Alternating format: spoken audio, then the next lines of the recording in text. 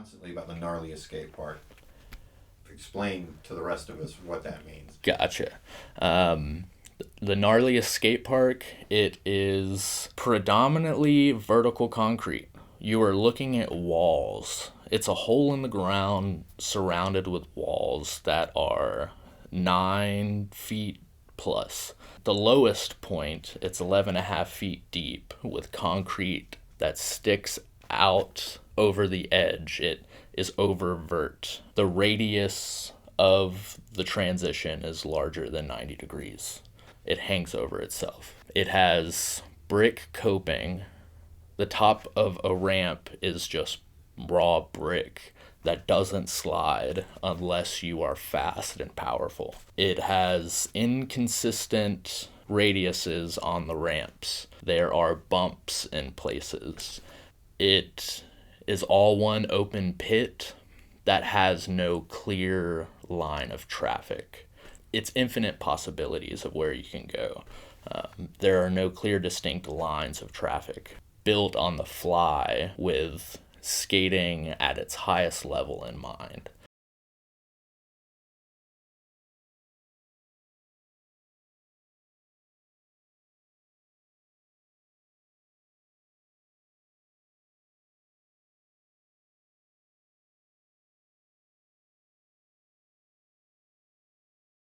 My name's Chris Bradley. I am Kent Pearson. My name is Rick Stanzial. I'm Jason Thrasher. My name is Corwin Weik. I'm 29 years old, and I've been skating my entire life.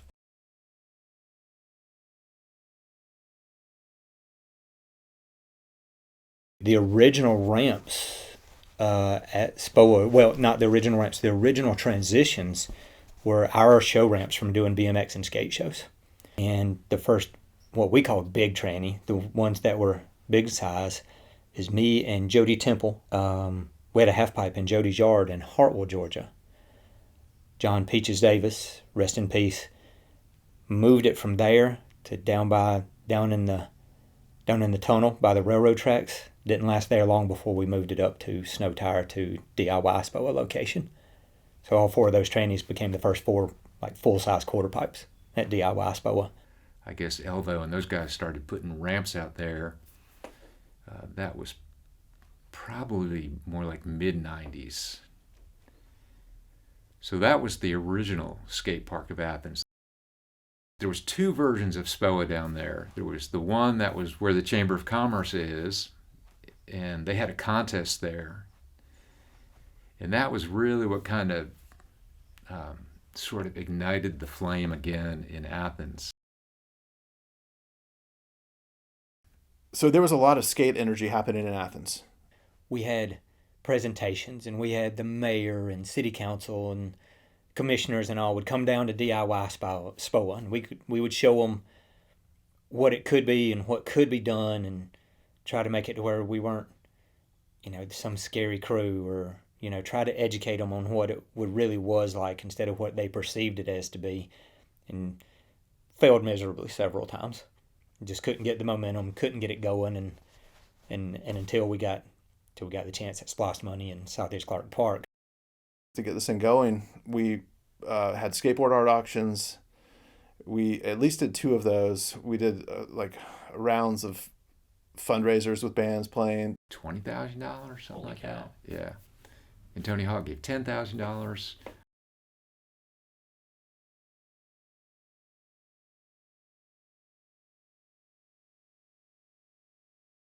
Grindline was, the dream to get Grindline. My wife says that when we got the ultrasound back the same day that we got the confirmation that we were getting Grindline. So I go from the doctor's office and find out that I'm having a daughter. And then we go straight to city planning and find out that we're getting Grindline. And she says that I didn't cry with the baby news, but that I did tear up that we had gotten Grindline.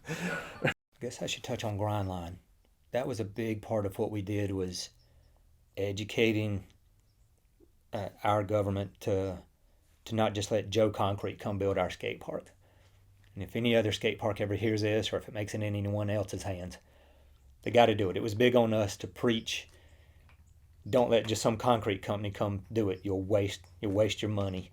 So that being said, The Grindline guys, they let them do their art, let them be artists, and they changed the bar scene in Athens while they were here.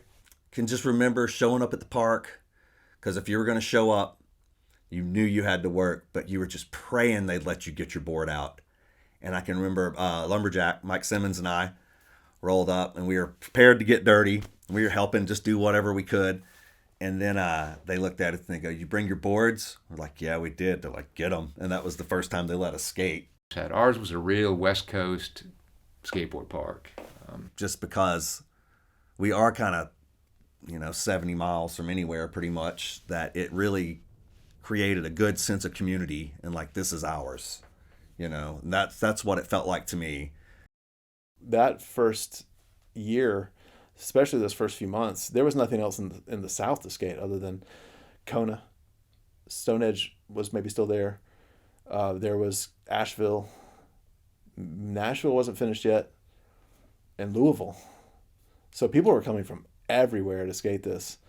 And I remember the day that Daz and Racy showed up, there had to be at least 100-something people skating that park that day. After work, sundown sessions from 6 o'clock until the sun went down, it was just going off. You just snake sessions, and there'd be 30, 40 people skating at one time. There was no telling who you would see because the park was new, and at the time, there weren't many parks, Grindline parks there, so that you were just always meeting people from out of town. And most people were just really stoked on the park because it was good, and you just met a lot of cool people, and just hectic. Yep. It was fun.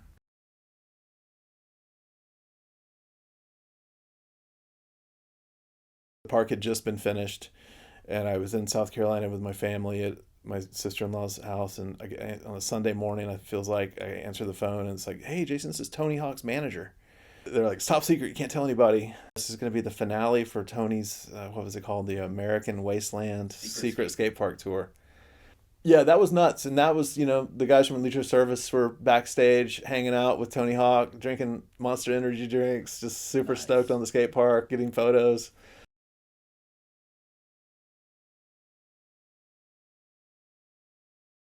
We take a lot of pride in you guys. Not that we take any credit for you guys, but we take a lot of pride in you guys, that you're the ones, that y'all are the generation that came through it.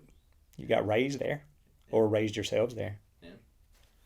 It come true. Raised my child there, took the other ones under my wing there, and so did all the other elders and friends of the skate park. It's changed lives, just like we predicted it would. 100. Because it would save lives, it would change lives, and parents like me would raise their children in that park, and pseudo children that we would take under our wing at that skate park, that we would raise them to be good humans with that skate park.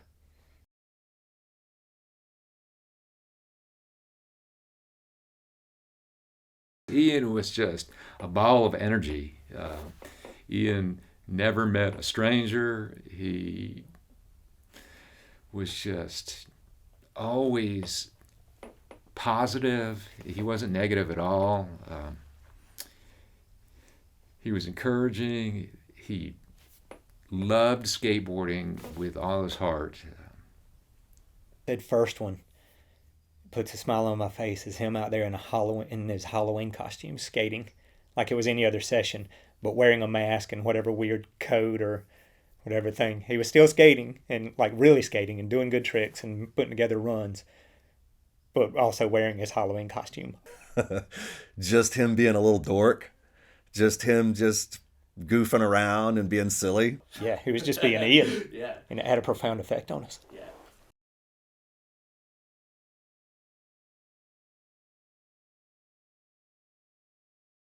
When I think of Caden, I think of, first thought is him being so sick, him being so good at skating. But also the time we spent out there with Caden, also spent with his dad and spent with his brother.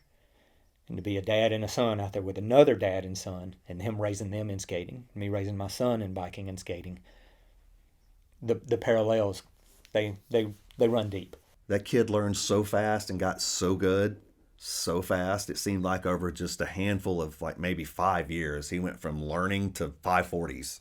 Brandon and Patty were great parents too, because they would bring Caden and Kai to the park often. And I remember Brandon telling me that, yeah, he was into Little League and then he got a skateboard and then he didn't want to do Little League anymore. So we were like, here, channel all your energy into skateboarding. And that's what he did. And the way he would stomp and the way he would land without any hesitation. He was landing it properly. No fear, no, ooh, I should be careful. No, he would land it properly and pump through it and do it the way it should be done.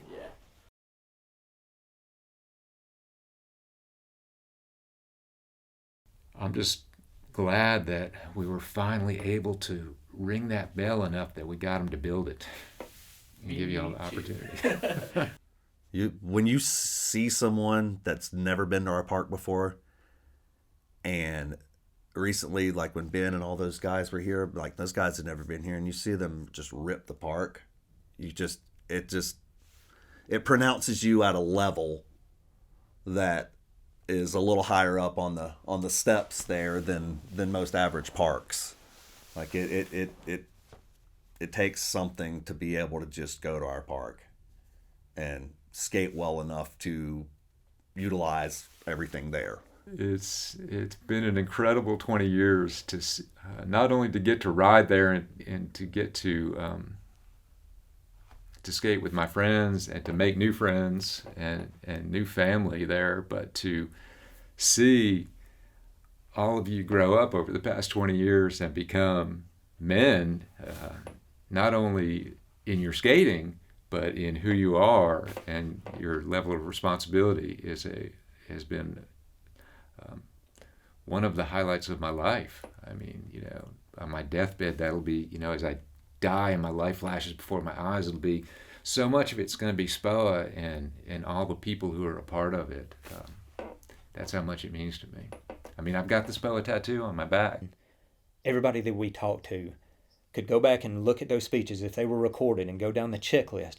Everything that we said would happen and we would do, from it changing lives, saving lives, helping us raise our families there, and it changed the community and, in my opinion, changed the face of Athens and the outlook of Athens, much less all the other skating and skate parks that have happened in Georgia. I think because of Spoa, if they went down that list, I think they would find every one of them true. Every one of them came to fruition. It's remained, like the vibe, the stoke of Spoa has remained for 20 years, abso-fucking-lutely.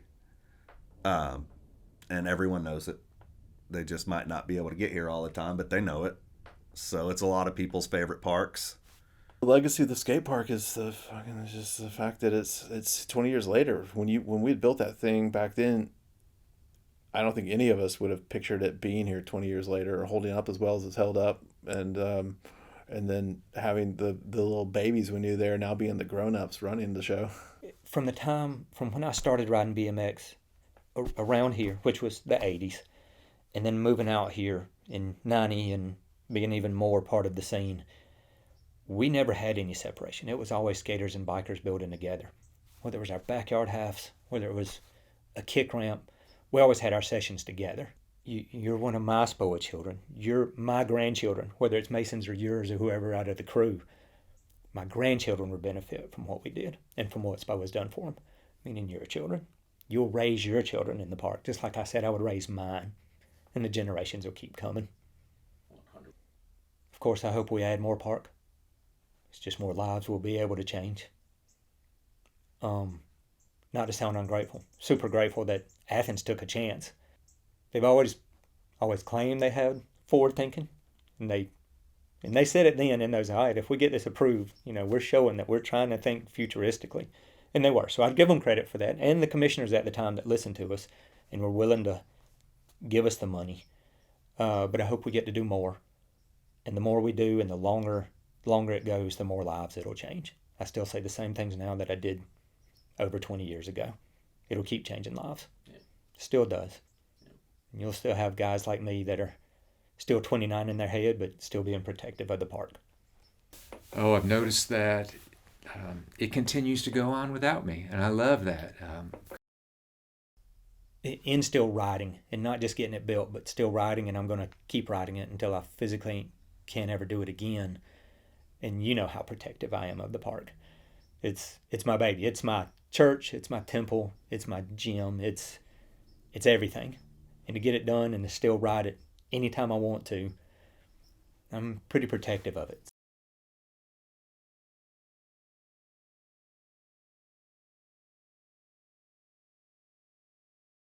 What's up, everyone? It's Tony Hawk, pro skater, and I want to invite you to SPOA's 20th birthday bash at Athens Skate Park, which I feel like I had something to actually do with, and I got to go to the grand opening. I won't be there. I'm sorry. I have plans with my family, but I hope you guys all have a blast. Live music, multiple MIGs, man down, skate BMX jams, artist market, food trucks, raffles for fundraising for phase 2 of the park. That's what I like to hear. 20 years later, we're going to expand on the park. That's a rare thing for a city or for a group. So congratulations. I wish you guys all the best. 4/19/25, 12 to 8 p.m. Skate Park of Athens, Athens Skate Park Project. And anyone out there that is watching this and is going to head down there, do a kickflip. See ya.